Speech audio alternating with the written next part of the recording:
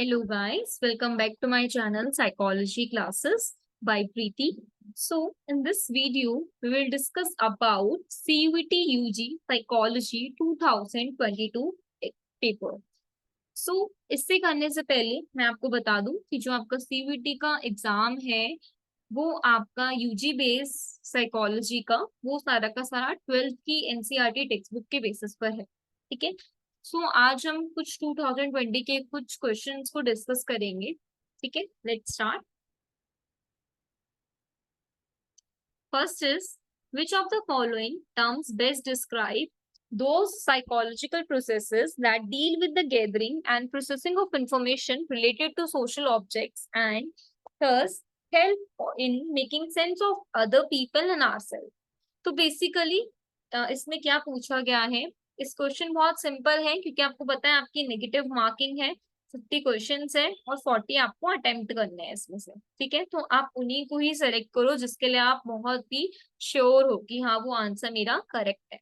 सो इसमें क्या बोला गया है कि एक ऐसा साइकोलॉजिकल प्रोसेस बताओ जो डील करता है, कैसे डील करता है किस किस चीजों के साथ, कि जैसे हम इंफॉर्मेशन कलेक्ट करते हैं, गैदरिंग करते हैं, प्रोसेसिंग करते हैं रिलेटेड टू सोशल ऑब्जेक्ट्स, और ये हमें हेल्प करता है sense of other people and ourselves, खुद को और दूसरों को अंडरस्टैंड करने में। तो उस प्रोसेस को क्या बोलते हैं, हमारे यहाँ पर ऑप्शंस गिवन है। A pro social behaviour, B social facilitation, C social cognition and D is actor observer effect. So correct answer is C, क्योंकि ये जो प्रोसेस है गैदरिंग और इंफॉर्मेशन प्रोसेसिंग का, ये किसके साथ डील करता है, आपकी सोशल कॉग्निशन के साथ। ये हमने चैप्टर नंबर 6 में पढ़ा होगा सबसे पहले ही कि सोशल कॉग्निशन क्या है। सोशल कॉग्निशन एक ऐसी आपकी बेसिकली ये ब्रांच है पहले तो सोशल साइकोलॉजी की, जिसमें हम बात करते हैं सोशल कॉग्निशन की। सोशल कॉग्निशन जो है वो किसके साथ डील करता है, इंफॉर्मेशन को कलेक्ट करने के लिए और आगे प्रोसेस करने के लिए। ठीक है, उसी इंफॉर्मेशन को related to our social objects. ठीक है, next second, dash propose the triarchic theory of intelligence. ये थ्योरी आपकी चैप्टर नंबर 1 में है, इंफॉर्मेशन प्रोसेसिंग अप्रोच में। अब ये जो इंफॉर्मेशन प्रोसेसिंग अप्रोच है इसमें आपकी 3 थ्योरी थी, याद हो तो आपको, एक मल्टीपल इंटेलिजेंसी वाली, एक ये triarchic theory and third one is PASS model. तो ये किसने प्रपोज किया है? First option is Howard Gardner, B Robert Sternberg, C Arthur Jensen, JP Guilford. तो answer correct answer is Robert. Okay, next, third, which is the strategy which involves denying or minimizing of the situation while coping with stress। तो coping with stress कि कैसे हम how to cope with our stress कैसे deal करें। तो हमारे यहाँ पर एंडलर पार्कर की और लेजरस और फोकमैन की दो यहाँ पर कोपिंग हमारे पास टाइप्स थे कि हम क्या कर सकते हैं, उससे अपने स्ट्रेस को कोप अप कर सकते हैं। ठीक है, तो उसमें क्या सिचुएशन दी है, एक ऐसी स्ट्रेटेजी जो इन्वॉल्व करती है डिनाइंग और मिनिमाइजिंग द सिचुएशन। डिनाई कर देना, ठीक है, रिफ्यूज कर देना सिचुएशन को, या फिर मिनिमाइज कर देना उसकी सीरियसनेस को सिचुएशन की। तो ये कौन से उसमें होता है?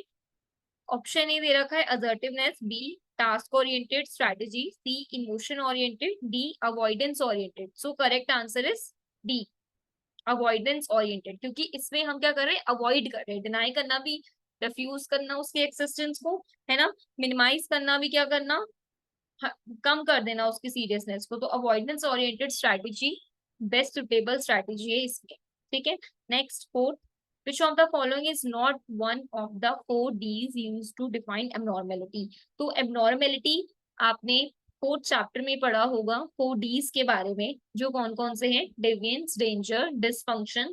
ठीक है, और एक है आपका डेवियंस, डेंजर, डिसफंक्शन।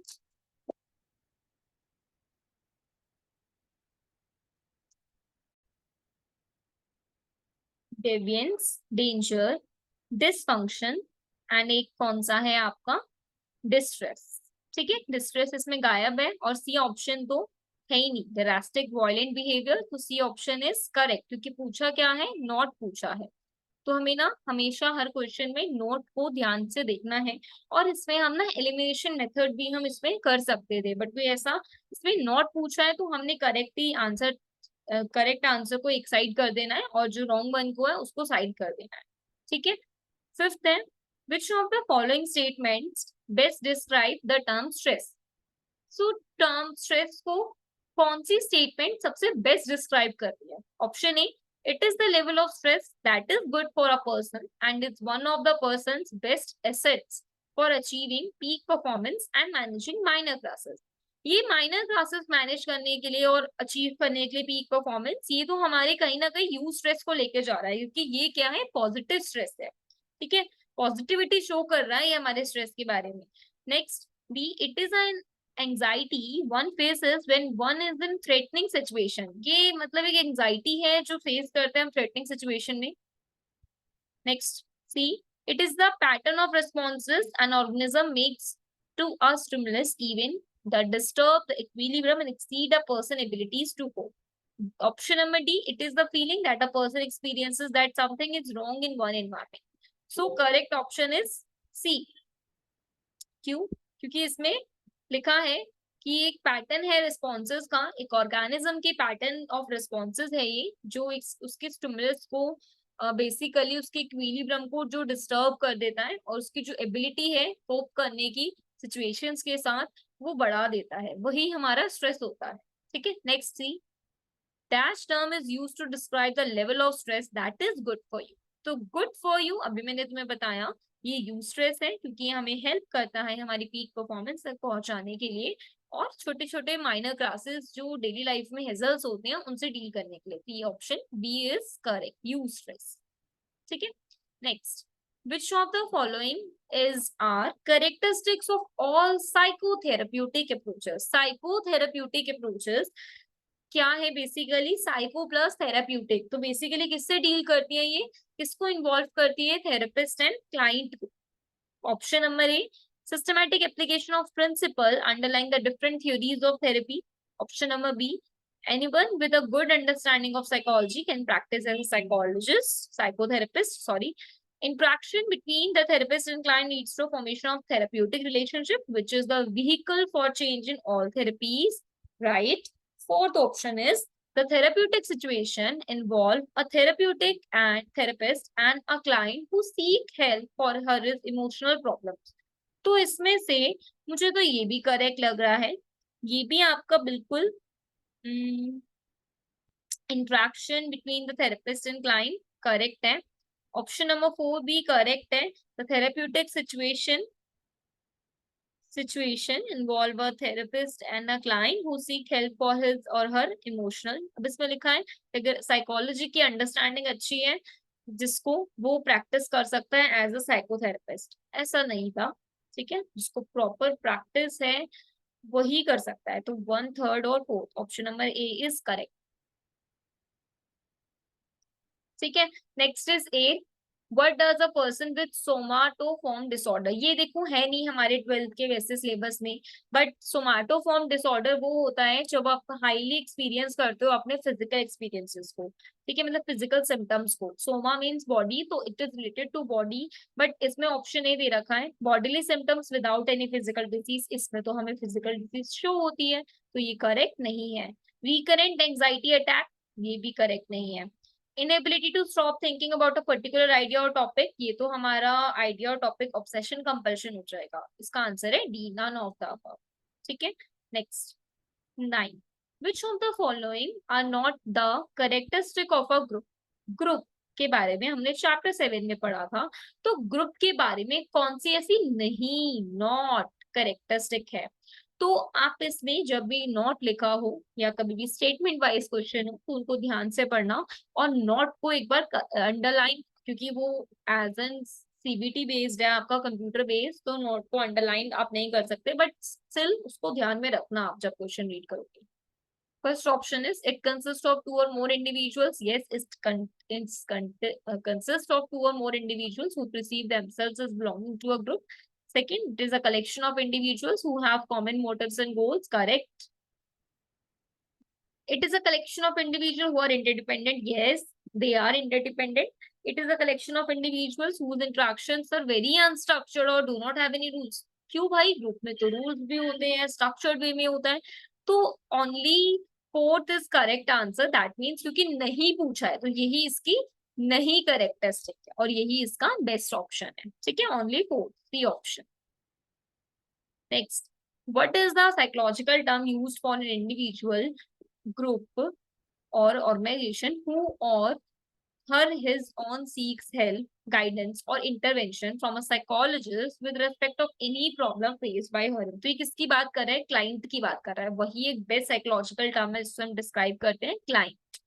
ठीक है, तो ऑप्शन बी इज करेक्ट, क्योंकि इसमें लिखा हुआ है जो हेल्प लेता है, जिसको गाइडेंस इंटरवेंशन की जरूरत होती है फ्रॉम अ साइकोलॉजिस्ट, जो अपनी प्रॉब्लम को फेस करता है और उससे दूर करने, उसके उसके लिए गाइडेंस और इंटरवेंशन की जरूरत होती है, उस साइकोलॉजिकल टर्म जो यूज करते हैं हम इंडिविजुअली, ग्रुप और ऑर्गेनाइजेशन, तो हम करते हैं क्लाइंट। तो B option is correct. 11, which of the following therapies has the goal to increase an individual self awareness and self acceptance? तो गोल क्या है आपका? सेल्फ अवेयरनेस और सेल्फ एक्सेप्टेंस किसमें आता है? ये जेस्टॉल थेरेपी में। तो option number C is correct. Which of the following is a measure of a person's intellectual development related to people of his age group? तो that is mental age। कि ये क्या कर रहा है? Intellectual development relative to peoples her age group, mental age कहलाता है ये। ठीक है, option number A is correct. Next 13, which of the following is not a goal of psychotherapy? Psychotherapy का गोल नहीं है। तो गोल्स हो गए, कैरेक्टरिस्टिक्स हो गए, ये सब हमें देख के जाने हैं कि स्टेटमेंट वाइज क्वेश्चन आ रहे हैं, नॉट पूछा है आपसे। Becoming aware of one's choice in life, facilitating decision making, relating to one social environments in a more creative and self aware manner. मुझे तो ये भी ठीक लग रहा है, ये भी ठीक और ये भी ठीक। लास्ट देखते हैं, रैशनलाइजिंग वन चॉइसेस। तो रैशनलाइज नहीं करते हम कभी भी, तो यही इसका गलत है, और गलत है तो ये सही है हमारा answer, option number D. Next, which of the following statement best describe the term strain? Strain, strain क्या है बेसिकली? ऑप्शंस पढ़ते हैं। A, it is one's reaction to external stressors. It is the level of stress that is good for a person and is one of the person's best assets for achieving peak performance and manage minor crises. ठीक है, option number C, it is a person's physiological reaction to any kind of stressor. It is the option number D, it is the person's ability to cope with a stressful situation. तो इसका best option है, क्या होगा इसका best option? Option number ए। देखो यहाँ मैं तो करवा रही हूँ आपको एज एन यूट्यूब पे मेरे चैनल पे, बट आपको क्या करना है? पॉज कर करके वीडियो को फिर प्रैक्टिस करनी है, पॉज करके। ठीक है, फिर आप खुद एक अपनी नोटबुक लो और नोटबुक में अपने मेंशंस करो, देन फिर आप देखो कि करेक्ट आंसर मेरे जो मैंने आपको बताए हैं उससे रिलेटेड आपके कितने हो रहे हैं सही, कितने गलत हो रहे हैं। ठीक है, जिससे कि आपकी बेस्ट प्रैक्टिस हो पाएगी। Okay, Moving forward on question number 15. Question number 15 क्या है? Who proposed the structure of intellect model? Intellect model ये हमारा चैप्टर 1 का इंटेलेक्ट मॉडल किसने डेवलप किया था? Option number A, Edward Thorndike, Charles Spearman, JP Guilford, Louis Leon Thurstone. तो correct answer है C, JP Guilford. Option next question is 16. What is the therapeutic alliance? Therapeutic alliance क्या है? Alliance मतलब basically relationship, दो person का relationship. Alliance मतलब togetherness. तो therapeutic relationship दो पर्सन को इन्वॉल्व करता है, थेरेपिस्ट और क्लाइंट। देख लेते हैं ऑप्शंस क्या दे रखे हैं। Option number A, the relationship that the client has with people in her his life. ठीक है, option number B, the relationship in the client's life that have a healing impact on her him. Option number C, the relationship between the therapist and the client. Option number D, the relationship that the client has with her is emotional purpose. So correct answer is C. 17. Which of the following statements best describe the branch of psychology called environmental psychology?